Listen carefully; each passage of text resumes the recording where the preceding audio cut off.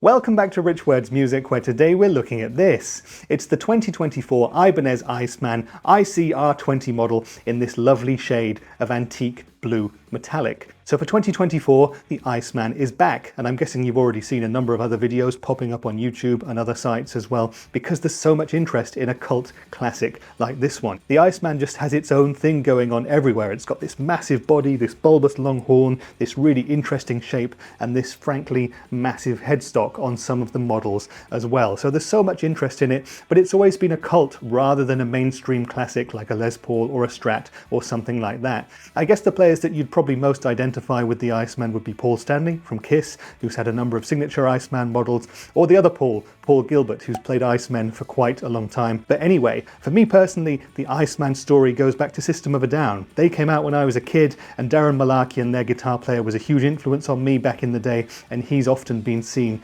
with an Iceman strapped to him for shows. So I always kind of wanted a guitar like this, but I never got anything this pointy into my life until now. So this is my first test with an Iceman for myself too, and I'm going to take you through it, every facet of it in fact, with this video. And first I'll tell you about the specs and the features of the guitar, then we'll play it in as many different musical styles as I can manage, because believe it or not, these are incredibly versatile instruments. And at the end, I'll give you a few more detailed opinions about this guitar, because since I've had it on loan from Ibanez Germany, I've played it a lot in that time. It's very, very addictive. But anyway, first let's talk about those specs and features. And the first thing you're going to notice is that this is indeed, it's a huge guitar. It's a unique design, it looks fantastic, and this antique blue metallic finish is wonderful, and it's been really beautifully applied. It's lovely and sparkly, really, really cool. Now, this guitar is made in China. It comes with a gig bag too, which is very handy given the dimensions and the unique shape of it, and it'll set you back $750, about 700 euros,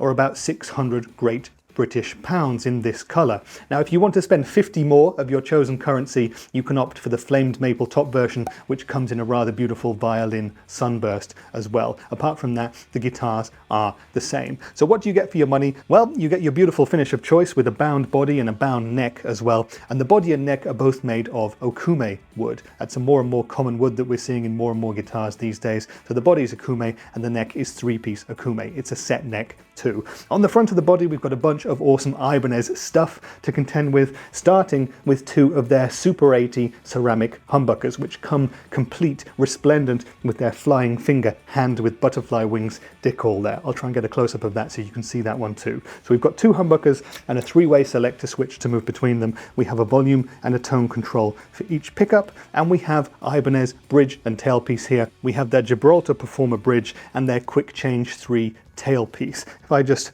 angle the body differently here, we can see that we've got this really unique shape. The strap pin is down here, and the other strap pin is on the back there. And if you look at the back of the body again, you can see that this is a pretty huge beast with a large tummy cut there as well. And of course, you can see that we've got wonderful upper fret access on this guitar. You're not going to have any problems if you want to go all the way up to the upper frets. So let's move up to that neck then, and like I've already said, we've got an Okoume neck with a jatoba fingerboard. There's 22 medium frets on this guitar, and we've got these rather cool block inlays as well. They're acrylic with a little abalone flourish here at the 12th fret. We've got a 43mm nut, a 24 3/4 inch, that's 628mm scale length, and we have a 305mm fingerboard radius. That's about 12 inches, so nice and flat. Now, the neck profile on this one is what Ibanez call their IC profile, which we can assume means Iceman, and it's a standard C sort of a shape. It's much thicker than something like a wizard neck. This is not a chunky neck by any means, but it really fills the hand nicely,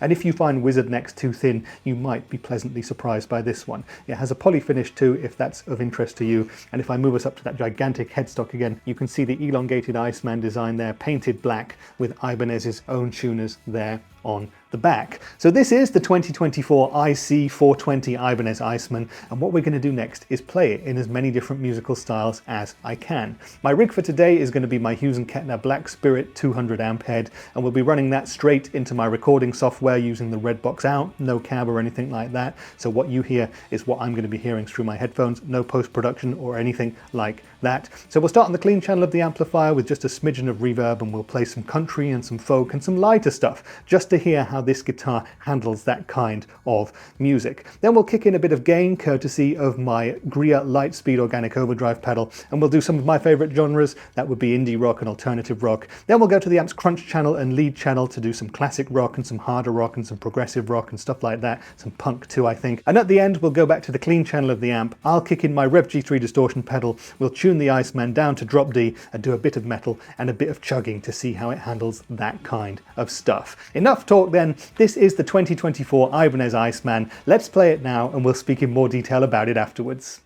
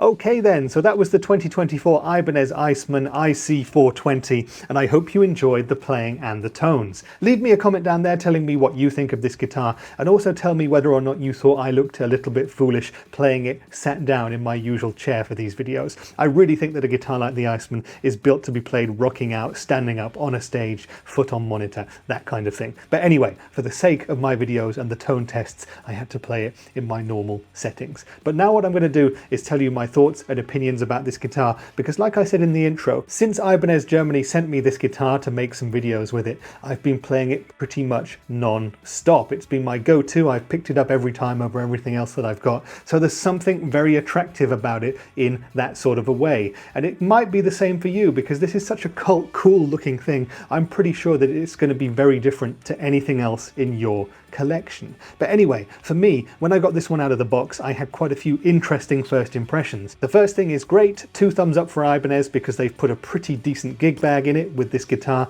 very nice for storage and transporting it around. And for a guitar like this, it's going to be tricky to put it into normal cases or anything like that, so to bring it with its own gig bag to market is really a nice touch. Well done Ibanez for that. And then I took it out of the bag and I realized that when you see an Ibanez in person close up for the first time and hold it as well, it is a beast of a guitar in every way. It's huge, you've got this really different body shaping and this massive bulbous lower horn here, and the headstock is massive too in person. You could take someone's eye out with this thing. Now my bandmate back in the day used to have an Epiphone Explorer, and you could take somebody's eye out with one of those, but this is up there in the lethal to bandmates sort of stakes. But it's a very cool looking thing. It just looks fantastic, and it makes you think that you're a bit of a rock star when you pick one up. I also noticed that it's a beautiful looking guitar in terms of color. This antique blue metallic is a very nice finish indeed. And I also noticed, to my pleasant surprise, that we've got a not so slim neck on this guitar. The IC profile is a standard modern sort of a C shape,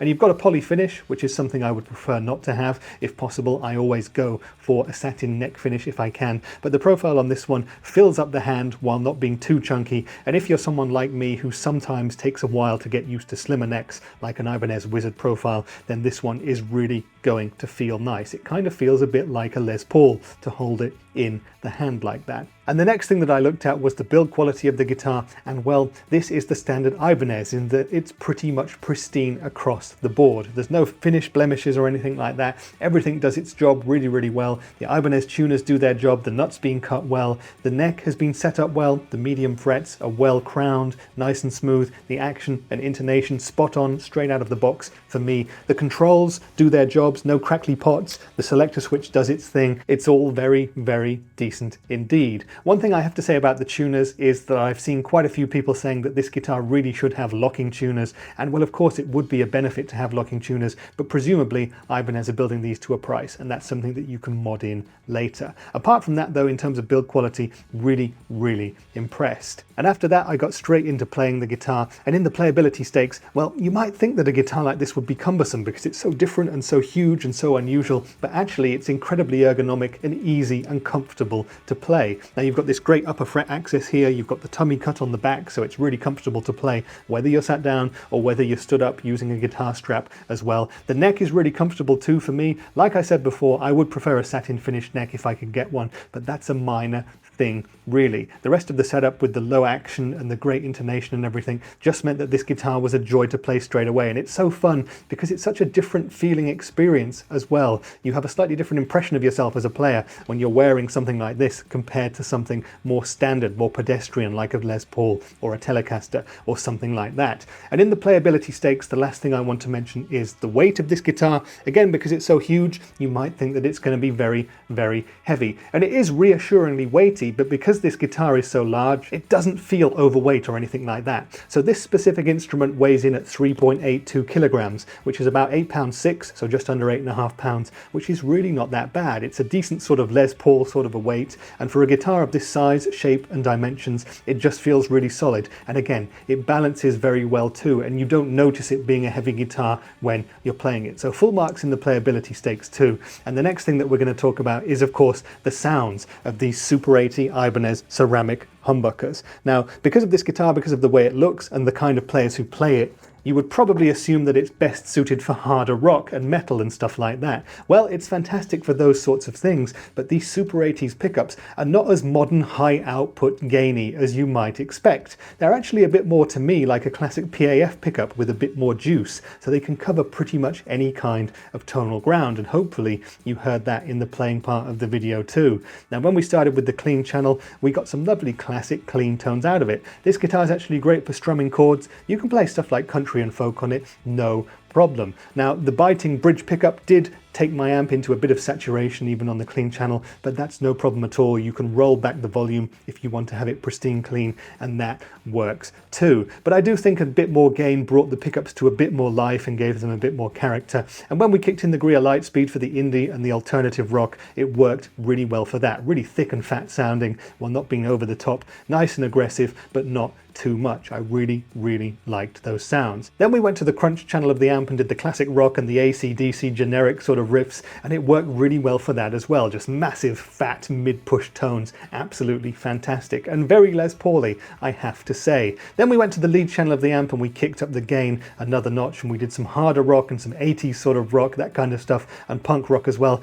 And the pickups were fantastic for that too. Great clarity, great punch and bite as well. Fantastic for palm muting. They're nice, quick sounding pickups. And when you're playing full chords across all 6 strings, you hear every one of the 6 strings, every one of the notes too. So very good in that respect. A really nice pickup for those sorts of tones, as you would expect from this guitar, being as how it's used by so many 80s themed players. When we kicked in the Rev G3 and did the heavy distortion stuff tuned down to drop D, this guitar sounded fantastic too. It's just a really, really nice sounding guitar for everything. Like I said, these are not the most modern high output pickups, but they do a fantastic job for modern metal stuff. And do they manage System of a Down type riffs? Well, of course they do.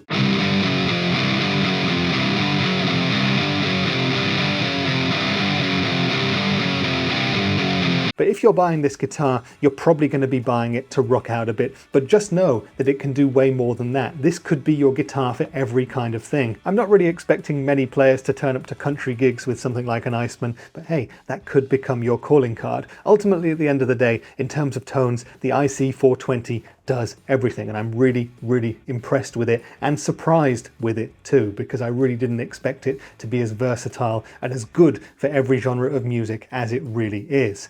If you've been watching this video then and you're interested in this guitar but you're wondering what else is out there, well, the Iceman is kind of hard to find, or it was until this model came out in 2024. Of course, you've got this one, or you could pay $50 more for the flamed maple top version in Violin Sunburst, and there are a few other Iceman models that that you can find predominantly on the used market. There's quite a few Paul Stanley models around, for example. Prices tend to be quite high with used Iceman guitars, so look out for ones that work for you. Or hey, go for one of these new ones, because I really do think that they are great value for money. But if you are looking for an Iceman type guitar, then I assume that you're intending to move more towards heavier kinds of music, and other similar sort of models would be Epiphone Explorers, that kind of thing, Flying V's, other slightly pointier shapes. There's a bunch out there, but it's all very much personality based, so check out the ones that work for you, check out the ones that physically fit you best, and you'll find something that works. But don't discount the Iceman for anything, because for me this guitar's been a bit of a revelation.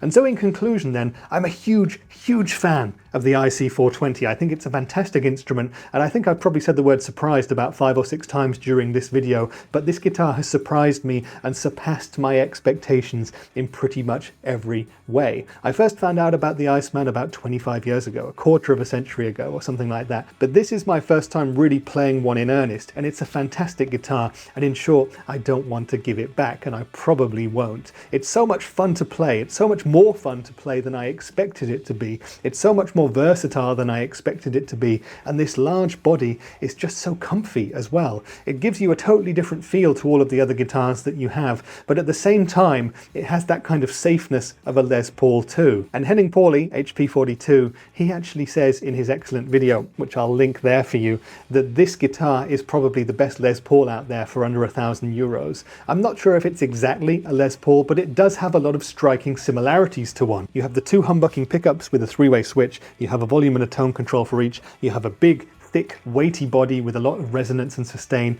and you have a nice, thickish feeling neck with a poly finish too. 22 frets as well, if that's your thing. So it can do that Les Paul thing, and if you're in the market for a Les Paul but you want a bit more pizzazz to it, a bit more of a cooler body shape, well, this is the one to look at first for sure on your shortlist. But it does so much more than that too. I've been constantly surprised by how fun this guitar is to play, by how easy the riffs fly off my fingers. There you go, the flying fingers motif there on the humbuckers coming true. But it's just a wonderful instrument. Now, for $700, for €649, or for 600 British pounds, this Chinese-made guitar, in my opinion, is excellent value for money. And if you're in the market for anything new this year, regardless of what it is, I recommend that you give this one a try as well. And you never know, you might end up taking it home with you. I hope that this video has answered all of the questions that you might have had about the 2024 Ibanez Iceman model, but if there's anything else you want to know, drop me a line down there in the comments and I shall answer you to the very best of my ability. And if you're still around, it would make my day if you wanted to give the video a like, or maybe even subscribe to my little channel, because that really does help. But that's been it for today's video. I've been Rich for Rich Words Music, and I'll see you in the next one. Bye for now.